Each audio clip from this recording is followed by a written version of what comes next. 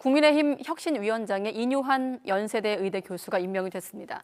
이재명 민주당 대표는 약 한 달 만에 당무에 복귀해 당내 단합과 민생을 강조했습니다. 관련 내용 포함한 정치권 주요 이슈, 오늘은 김만음 한성대 석좌 교수와 함께 진단해 보겠습니다. 네, 교수님 안녕하십니까? 네, 안녕하세요. 네, 먼저 인유한 혁신위원장에 최종 임명이 됐습니다. 사실 외부 인사 또 당내 인사 여러 명이 거론됐고 저희 대담을 통해서도 예상을 해봤습니다만 좀 인물난을 겪어서 오늘 발표가 안 날 것이다 이런 전망도 있었는데 인유한 교수를 임명이 됐습니다. 네, 인유한 교수 임명 저는 정치적인 이미지라든가 사람의 스타일로 봐서 좀 적절한 임무를 하지 않았나 그렇습니다. 만약에 몇 사람의 후보군을 놓고 저한테 추천을 부탁했다면 저는 인유한 교수를 추천했을 정도로 저는 개인적인 경험도 물론 있긴 합니다. 네. 그런데 과연 기대하는 혁신을 얼마나 관철시킬 수 있을지 이게 변수가 되겠죠. 아시다시피 집권 여당의 혁신위원장이란 말이죠. 네. 그리고 현재의 김기현 대표 체제가 있는 상태에서 혁신위원장이고 더구나 또 역대 보면은 여당에서도 혁신이라든가 비대위가 나온 경우가 있었는데 네. 효과를 볼 경우는 대체로 집권 말이라든가 후반기 때였는데요. 현재 윤석열 정부 집권 1년 5개월, 집권 초반기 아닙니까? 그랬을 때 윤석열 대통령 쪽에서 인유한 위원장이 주도하는 혁신이 방향에 대해서 적극적으로 만약에 호응해 준다면은 성과를 낼 수 있겠다는 생각인데 네. 과연 인물 자체는 저는 여러 가지 이미지라든가 본인의 정치적인 성향으로 봤을 때 괜찮은 분을 선정하지 영입하지 않았나라는 판단은 듭니다. 사실 위원장 인선 전부터 나왔던 얘기가 혁신위의 어떤 한계 때문에 여러 가지 좀 우려가 있지 않았습니까? 이를테면 비대위와 좀 비교해서 상대적으로 전권이 없는 것 아니냐. 물론 이제 오늘 김기현 대표가 정권을 위임하겠다라고 했는데 실제로 전권을 위임받을 수 있는 겁니까? 물리적으로?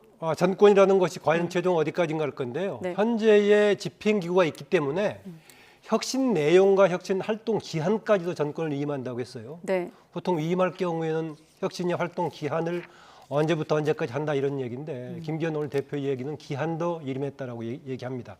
다만 혁신 내용을 최종적으로는 당 지도부의 추인을 받아야 되기 때문에 네. 거기서 어떻게 추인받을 것인가 이게 변수가 되겠습니다. 이를테면 공천 관련해서 어떤 혁신안을 낸다 하더라도 최고위 또 의결을 거쳐야 되는 것 아닙니까? 그렇습니다. 오늘 또 더구나 내용들이요. 지금 화두를 던진 게 통합 희생 변화를 얘기했단 말이죠. 네.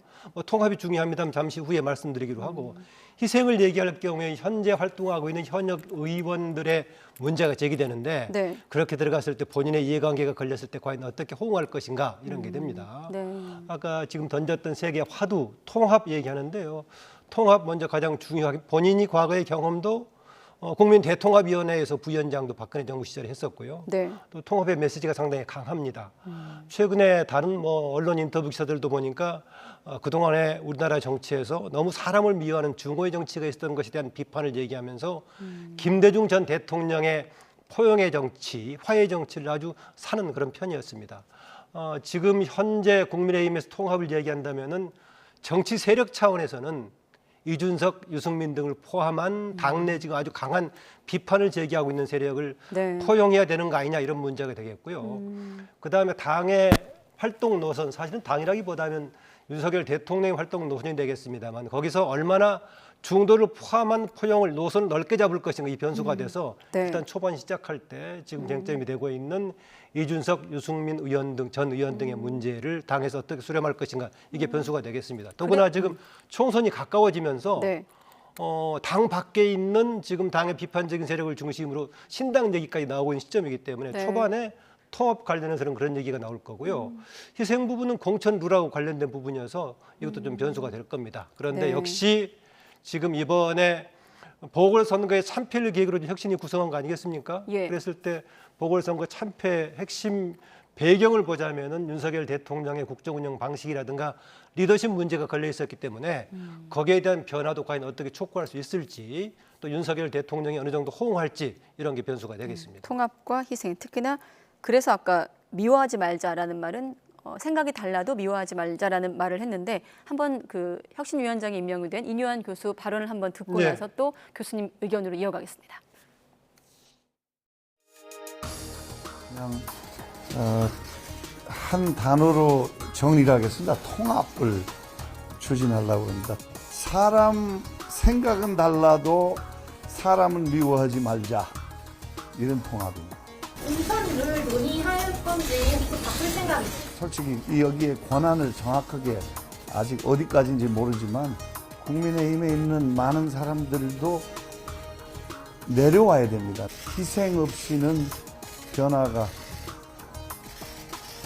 저는 또 이건희 회장님 말씀 중에 깊이 생각한 게 와이프하고 아이만 빼고 다 바꿔야 된다. 많이 바꿔야 될 것 같아요. 네, 많이 바꿔야 된다라는 말이 마지막이었는데 그 말도 중요하지만 그 앞에 본인도 권한이 정확히 어디까지인지 모르겠지만 현실적인 좀 한계를 인정하긴 했습니다만 또 많은 사람이 내려와야 된다 이런 말을 했어요. 아까 말씀하신 희생 대목인 것 같고요. 네, 많은 사람이 내려와야 된다라는 얘기는 지금 총선을 앞두고 하는 거 아니겠습니까? 네. 그러면은 기존의 현역을 차지하고 있는 의원들에 대한 뭔가 정비 작업도 있을 건데 그러려면 공천 기준이 좀 달라져야겠죠. 저는 이렇게 모든 게 희생할 수 있어야 된다. 부인과 아들, 가족만 빼고 전부 다 바꿔야 될 자세를 해야 된다라고 얘기했었는데 오늘 보니까 인용환 위원장 발표하고 나서 그런 얘기까지는 안 나오던데 혹시 김기현 대표 체제 교체까지도 요구할 수 있지 않을까 생각이 듭니다. 왜냐하면 김기현 대표 체제의 태동이 사실은 대통령실 쪽에 이견을 제시하지 않는 일사불란 체제로 갔던 거 아니겠습니까? 네. 경선 과정에서 사실은 3, 4등 했던 김기현 대표 후보가 두 사람을 한 사람은 낙마시키고 또 한 사람은 여러 가지 청와대의 견제 속에서 결국 1등이 돼가지고 됐는데 네. 그 점에서는 사람들이 지금 혁신에도 불구하고 김기현 대표 체제가 있을 때 과연 얼마나 실질적인 효과를 거둘 수 있을까 그랬었는데 인용환 혁신위원장이 국민들의 그런 이미지를 불식시키기 위해서 대표 체제의 교체까지 포함한다면은 파격부터 시작할 수도 있지 않을까라는 생각이 들기도 합니다. 대표 체제 교체까지 포함한 파격도 한번 예상해 볼 수 있다. 그래서 혹시 지금 이 혁신위 체제를 비대위로 가기 위한 어떤 전 단계로 보는 평론도 있던데 교수님은 어떻습니까? 전 단계 방식도 있을 수 있지만은요. 원래 뭐 선대위가 또 꾸려질 가능성이 있으니까 선대위의 전권을 줘버리게 된다면은 네. 크게 비대위까지 가지 않고도 그런 역할을 할 수 있을 겁니다. 다만 되게 지금 이제 큰 틀의 정치적인 인식은 인용환 위원장이 많이 가지고 있습니다만은 구체적인 공천 방식이라든가 이런 기술 문제는 모르기 때문에 이후에 위원장이 주도해서 구성하는 지금 이제 혁신위원들의 면모를 보면은 어느 정도의 정당 정치 향배에 대한 가늠도 할 수 있을 겁니다. 네.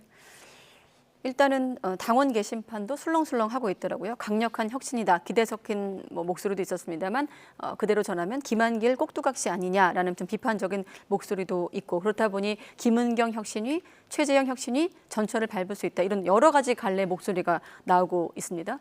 아시다시피 혁신위원회가 성공한 케이스보다는 실패한 케이스가 많으니까요. 그런 네. 지적이 나올 만합니다.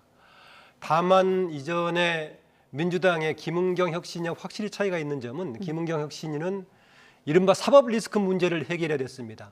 또 하나 개딸 비롯한 강성 내부의 문제 제기에 따른 분열의 문제를 해결해야 됐었는데 네. 사법 리스크는 바로 이재명 대표와 관련된 문제이기 때문에 이재명 대표 체제에서 혁신위가 할 수 있는 것은 없는 상태였습니다. 반면에 여러 가지 변화를 하겠다고 하니까 그 점에서는 인용한 위원장 체제는 변화 여지가 있긴 합니다만은 대신에 변화의 핵심에 윤석열 대통령의 국정운영 방식과 인사정책 등 여러 가지 리더십의 문제가 있어서 역시 윤석열 대통령이 이 변화의 흐름에 어느 정도 자발적으로 동참할 것인가 이게 변수가 되겠습니다. 네. 박근혜 대통령 당선인 인수위에서 국민대통합위원회 부위원장을 맡기로 했는데 짧게만 여쭤보면 그때는 어땠습니까? 결과가? 예, 그때는 평가가? 인원 부위원장뿐만 아니라 여러 사람이 가서 했었죠. 아시겠지만 김종인 위원장, 이상돈 교수, 지금 논란이 됐던 이준석 비대위원 등 여러 사람이 가서 했고 한광옥 당시에 민주당 쪽에 있던 분도 가서 하고 했었기 때문에 그랬고요. 이분이 이제 외국인으로서 한국에 했지만은 주로 전라도 쪽에 많이 살아서 국민 통합 차원에서의 발언들을 아주 많이 했습니다. 최근에 인터뷰 기사를 보니까 우리나라 정치가 특정 지역을 중심으로 너무 양극화돼 있다.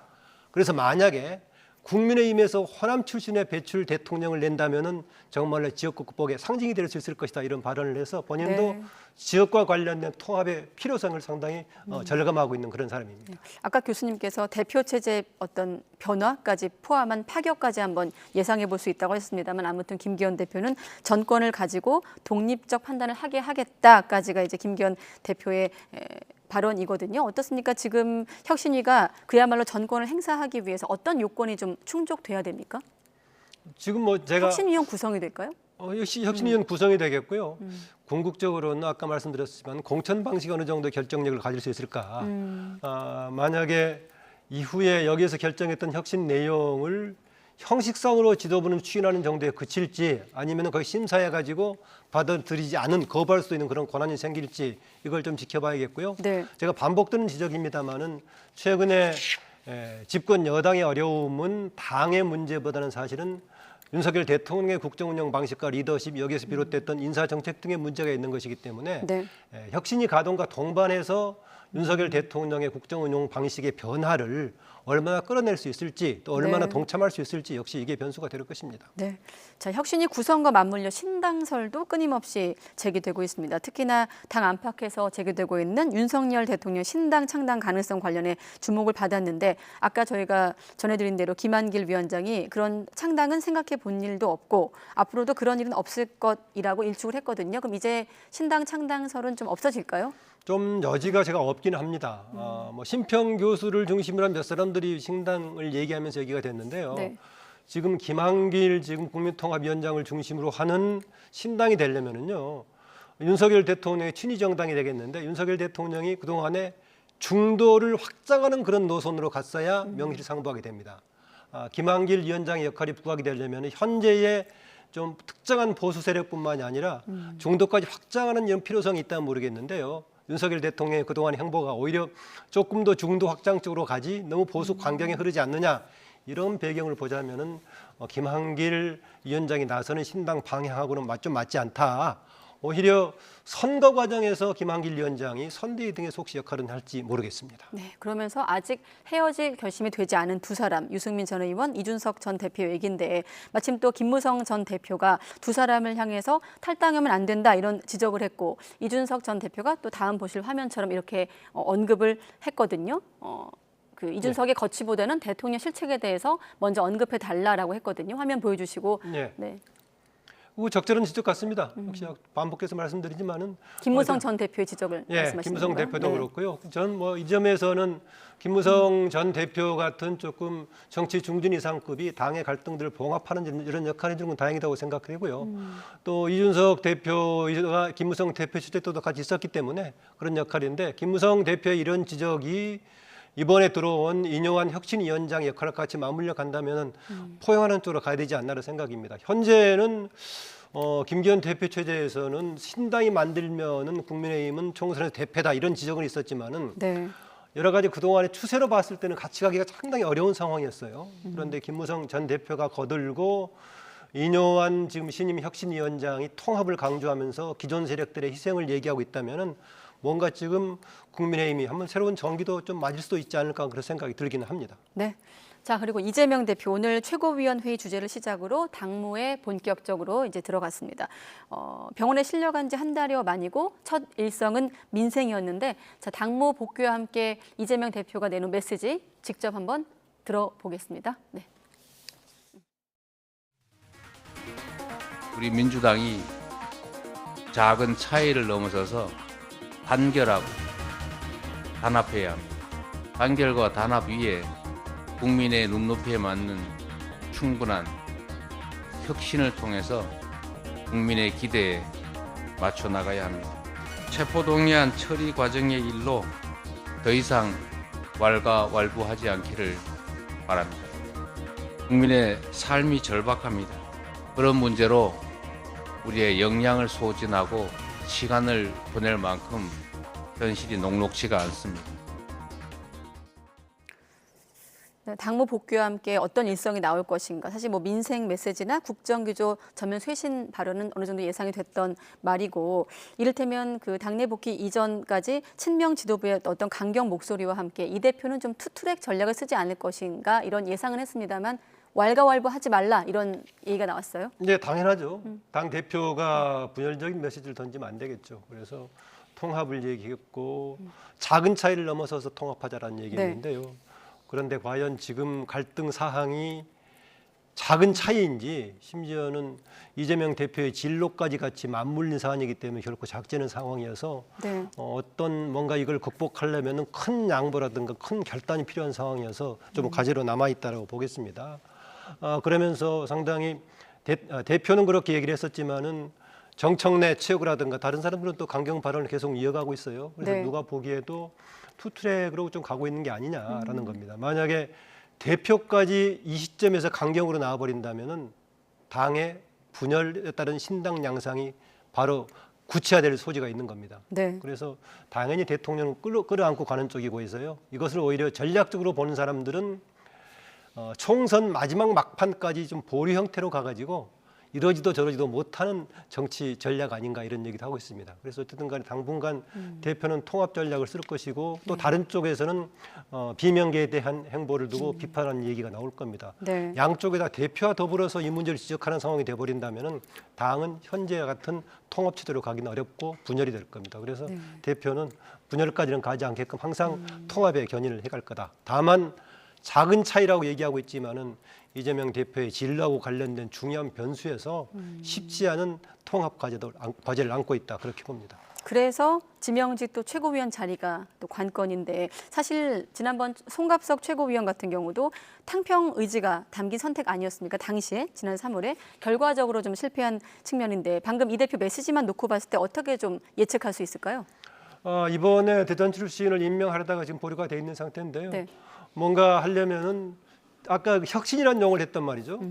이재명 대표가 지금 당에서 혁신을 얘기한다 하면 무엇을 할 수 있을까라고 봤을 때 결국은 인적 구성의 문제인데 추가적인 조치가 나올지는 모르겠습니다. 그런데 기존에 지금 내정됐다는 사람도 친명 계열이다라고 비판이 좀 있었습니다. 더구나 송갑석 전 최고위원이 거의 지금 최고위원회에서 유일하게 비판적인 발언을 하고 그랬었죠. 네, 쓴소리도 좀 듣겠다는 차원이었어요. 그 당시에는. 네. 그러다가 여러 가지 조금 쓴소리를 하게 되면은 개딸들로 집중적인 타겟이 됐고 이번에도 그래서 바로 그 체포 동의안이 국회에서 가결되자마자 최고위원 자리를 그만뒀었는데요. 네. 저는 송갑석 최고위원 한 사람을 지명한 이상으로 만약에 이재명 대표가 혁신이란 단어를 명실상부하게 한다면은 지도부를 비롯한 이쪽에 새로운 인적 구성을 또 추가로 하지 않을까 그런 생각이 들기도 합니다. 네. 끝으로 짧게만 김승희 전 의전비서관 자녀 학폭 의혹 관련해서 이 논란도 좀 길어질 것 같거든요. 지금 추가 의혹이 나왔고 대통령실이 오늘 반박하는 또 입장을 내기도 했거든요. 좀 이 논란도 길어질 것으로 예상하십니까? 이거는 지금 정부로서는 큰 타격이라고 봅니다. 더불어 학폭 같은 주요 이슈고요. 네. 이런 문제는 국정감사에서 불거졌는데 정확하게 본다면 대통령실 내부에서 민정 사정 이런 쪽에 다뤄야 되는 거 아니겠습니까? 또 여기서 이런 얘기가 나오겠는데요. 네.